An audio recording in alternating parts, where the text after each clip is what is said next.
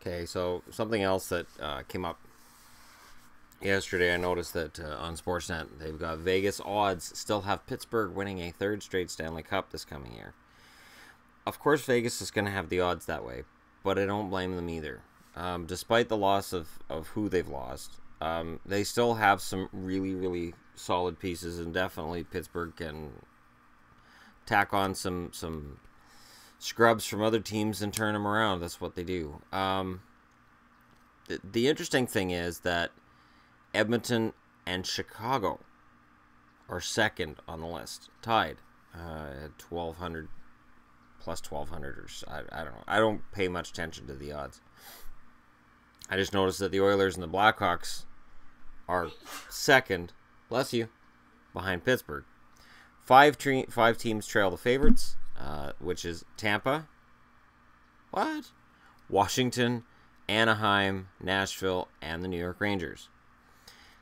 Shortly behind them are Toronto, Dallas, Minnesota, and Montreal. So this is that big mush that I talk about a lot. That there's a lot of teams that they could turn it around. I honestly, if I had to put money on, I wouldn't put money on Toronto yet. I don't know. And then the middle of the pack is the Blue Jackets, followed by Boston and LA, who are followed by San Jose. So San Jose gets you, looks like $2,500 if you're right about them.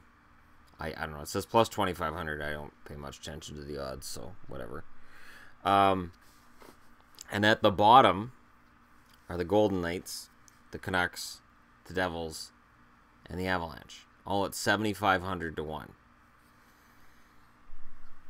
So those are the odds out of Vegas. And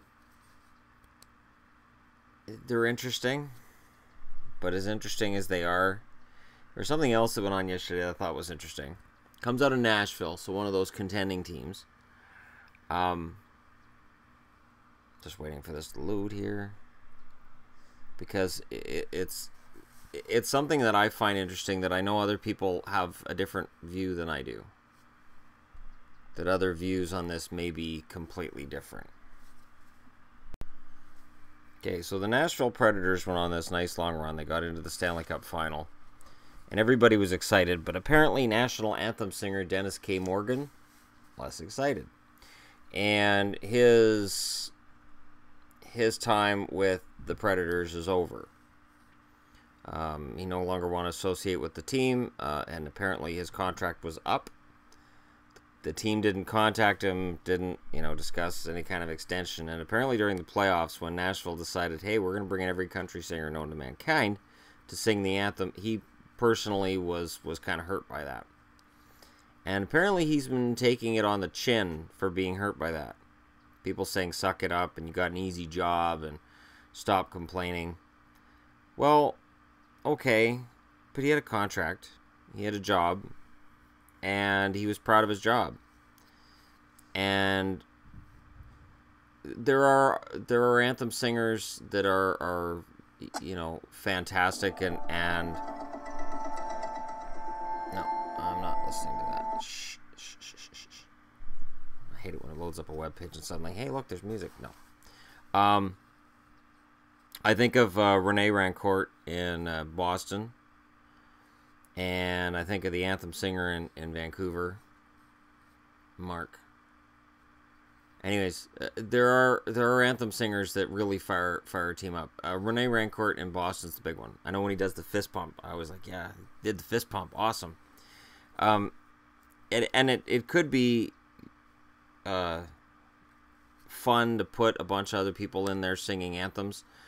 It's more common in some cities than in others, but apparently he'd been doing the anthem in Nashville for a long time, and he was hurt that they decided to go with different rotating country singers and not talk to him. So it's basically like, just picture every day you're going to work, and your boss isn't even talking to you. Somebody else is doing your job. Your boss isn't even talking to you. Then after everything's said and done, and your contract's almost up, and again, nobody contacts you. Your boss doesn't contact you and doesn't say, hey, we've decided to let you go. Nothing. There's nothing.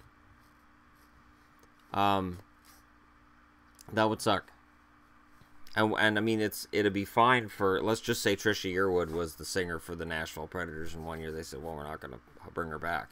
She's not hurt, because that's not her primary source of income. But for this guy, it's probably his primary source of income. He probably stressed regularly on making sure he belted out the anthem properly, correctly. I mean, and anytime anybody messes up the anthem at all, that's all that's seen on highlights after the game. It's a lot of pressure. I always feel kind of bad for people. Because, you know, you're out there and you're going, and then you mess something up and everybody's paying attention, except Carl Lewis. I didn't like Carl Lewis. It was fine when he messed it up. But other than that, like, there was the one girl who messed up the anthem, says, I'm sorry, goes to walk off the ice. Then she comes back on, she slips, and she bangs her head against the boards. And it's funny. I'm not going to deny it's funny. But you got to kind of feel for the girl just a little bit. Because if that was her one shot, and she blew it, that kind of sucks. So, I understand where this Nashville singer is coming from. I'm not saying I agree with him, but I at least understand where he's coming from. And that people are saying, oh, get a real job. Oh, it's easy job, easy job. Can you sing? Can you get up in front of 15,000 people, 16,000, 18,000 people and sing every night, 41 nights out of a year?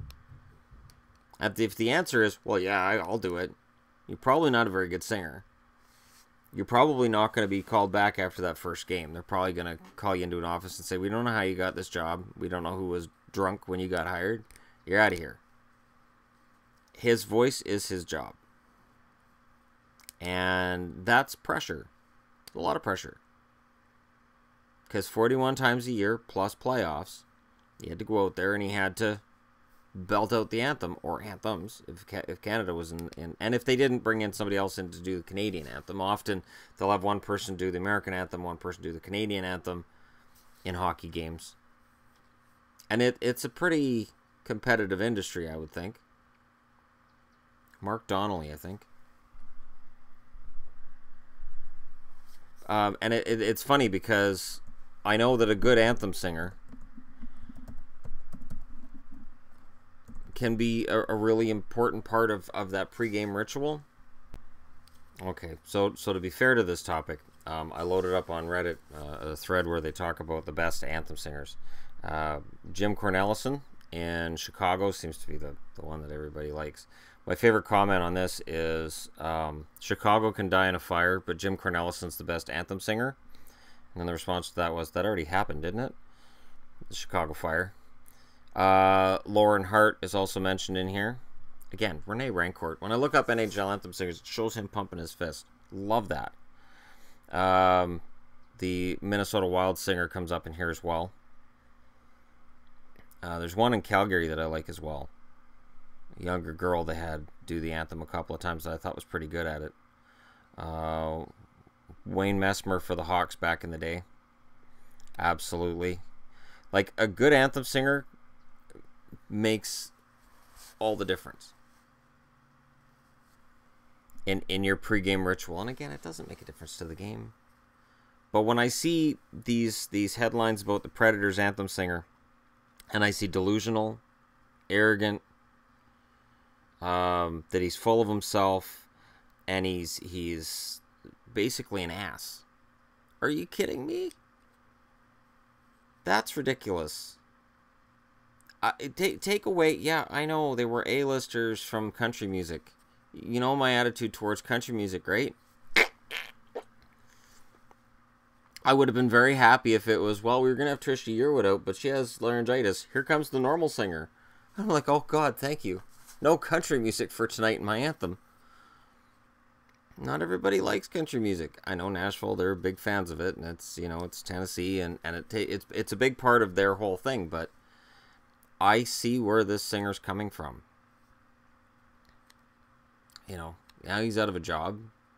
And now, thanks to social media and thanks to the internet being what the internet is, everybody thinks he's an ass. I don't see it. I've read and listened to interviews. I don't see it. I see a guy who had a job, And Nashville not only didn't have him, fulfill his job, but they didn't even talk to him about what was going on. They didn't even think he was important enough to tell what was going on. I don't blame him for being hurt. This isn't about A-listers. To me, from what I've heard from the guy, from what I've seen, it wouldn't have mattered if they brought in, if somehow they reincarnated Michael Jackson and had him in singing them. It wouldn't have mattered. It wouldn't have mattered if Elvis himself had dropped into the building and sung the anthem. It's the principle. And in a day and age where we all talk about mistrust between players and owners, and you'll see on TV about unions are bad and this is bad, the reality is that this was one man and an ownership group that for whatever reason there was a breakdown. And he's saying, I wouldn't want to work for the Nashville Predators organization anyways after the way they treated me. Forget the A-list singers. That's the wrong message out of this. That's not what I take out of this at all. You guys can let me know why I'm wrong in this comment section below. Again, when a guy loses his job, he's going to tend to say things about his former employer. It happens. The day comes where I switch jobs. Odds are I would probably say things about mine. It happens. It's normal, natural. Hopefully I don't on my channel. But it's a natural, normal thing for people to do to work through things. Is to just you've got all the stuff you've had built up. Maybe you had stuff built up for years. We just don't know. And rather than ask, it's just easier for people to condemn the guy for stating his feelings on the matter. Feelings are not objective, and they're not things that you can quantify. They're just there. And he had his feelings about this matter, and he was hurt. So let me know what you guys think. Don't forget to like and subscribe if you're browsing your way through.